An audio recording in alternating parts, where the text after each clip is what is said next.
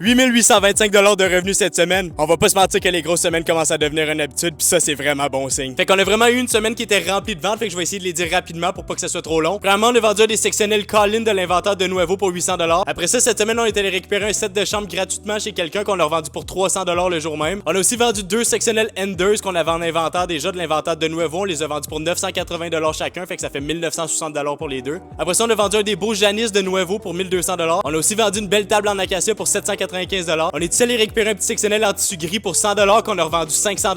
Dans l'épisode de la semaine passée, on a récupéré un beau sectionnel en cuir véritable gris qu'on avait payé 150 $ puis on l'a revendu 1500 $ cette semaine. On a aussi vendu un beau sectionnel en tissu beige pour 790 $. On a vendu un gros sectionnel en tissu gris pour 560 $ aussi. Puis finalement, on a eu un petit contrat de junk removal pour 420 $ cette semaine. Ça nous fait un gros total de 8825 $ de revenus pour la semaine. Maintenant, pour ce qui est de nos dépenses de la semaine. Premièrement, le 1er octobre, on a eu notre 2600 $ de loyer pour payer notre local ici à Gatineau. Après ça, on s'est calculé un 200 $ pour le gaz puis l'usure du camion. On a un gros 800 $ de labor pour payer notre staff cette semaine. Après ça, on a le 100 $ pour le petit sectionnel en tissu gris qu'on a revendu 500 $ cette semaine aussi. On a un gros 100 $ de frais de dump pour notre contrat de junk removal de la semaine. Après ça, on a rajouté un petit sectionnel en tissu gris 3 places dans notre inventaire qu'on a payé 180 $ seulement.